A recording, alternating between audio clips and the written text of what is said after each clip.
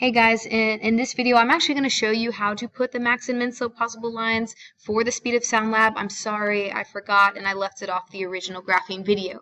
So let's get started. To begin, remember your max and min slope possible lines are generated by looking at the extreme endpoints of the graph. Now if you can't remember what data values or you don't want to search through everything, you can click your graph, go to chart elements, data labels. Now I can see this tells me the wavelengths or the y values associated with these data points, and I focus on the extreme ends, the 1.173 and the 0.652 to generate my max and min slope possible lines. Here I'll title this max wavelength possible, or just max wavelength, and I will be also plotting a corresponding period with the wavelengths. For this extreme value of 1.173, I click it. And to generate the max slope possible, what I have to do is I add the average uncertainty to the highest extreme data point on the graph. I grab now the period associated with this wavelength. It's right there. And now to get what I do now to the lowest data point on the graph is I will subtract the average uncertainty from this. So equals, I grab this 0.652 and I subtract this average uncertainty. What this does is it shifts the graph vertically. By adding to the maximum data point and subtracting from the minimum data point on the graph, you should be able to visualize it will shift this up and it will shift this down, and it makes a greater slope. So now I'll grab the period associated with this wavelength value, equals, and now I'll right click the graph, select data, edit, no, not edit, right click, add, max slope possible. My series X values, again, same period. Series Y values, keep the equal signs, and I highlight these, click OK. Now what I want to do is show my graph, so I select one of the orange data points, and I know I've selected correctly because these columns get highlighted. Do that again so you can see, and I'll go to the green arrow, trend line, click this black arrow, green cross, black arrow, more options, trend line options, these vertical green bars, display equation on chart. This is my max slope possible, and I can right click this and I will outline it. I'll outline it in orange. That way it's obvious to me it's associated with those data points, the orange ones. Now I'll do the min slope possible line. Minimum wavelength, no uncertainty with the period. Minimum wavelength value, now I take the upper extreme and this time I subtract the average uncertainty. Grab the period associated with this. Now I do the opposite for here. I grab the minimum extreme point, and this time I add the average uncertainty. And I'll grab this period that's associated with the 0.652. So when I subtract from the maximum data point, and when I add to the minimum data point, what that does is it shifts the graph more horizontally. I imagine like it's rotating clockwise. When I subtract here and add here, it shifts the line clockwise. And then when I add here and subtract from this data point, it shifts the graph counterclockwise, making it more vertical or making it more horizontal as needed.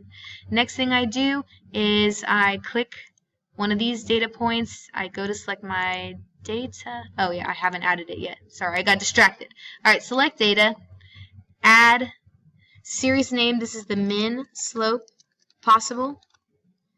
My X values are the same period. Series Y values, again, I highlight like so. Okay, okay. I'll grab one of the gray points. Sorry, I grab one of the gray data points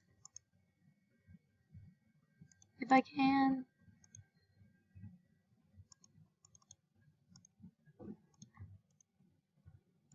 There we go. Finally grabbed it. Okay, now I go to trend line and black arrow, more options, green vertical bars, go to display equation on chart, and here it is. And just for my records, I'll right click just so I can differentiate, and box it in gray. So now I can see what my max and min slope possible lines are.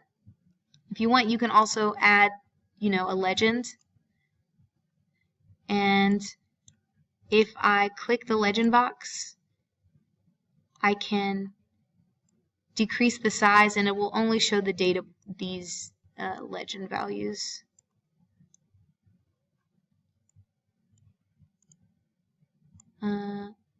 Okay, well, I'll just put this somewhere on here like that.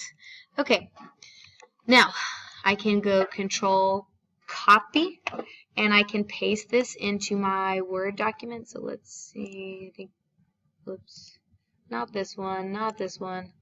Come on, right here. Okay, Control paste. Alright, my legend kind of got slim. So you can see I can just kind of extend it, and it also allows me to eliminate all that extra stuff that I don't want to see, and you can resize your graphs accordingly. Now, when you, excuse me, I do want to include this error bar is too small to show. Now, you have to report your slope value. The slope gives the speed of sound. The speed of sound for my demo, speed of sound, is 331.8. Notice it's rounded to 1 decimal place. Insert symbol plus or minus, and this is where I'm going to report the uncertainty. So let me show you my sample uncertainty calculation. Sample slope uncertainty calculation. So I take the 1/2 the range of the max and min slope values. So 350.0, I'm rounding these down to the same, to 1 decimal place, minus 344.7 divided by 2. This gives me a slope uncertainty of 2.65. But this has to be as precise as my slope, so I'm going to say that that equals 2.7. And now I come up here.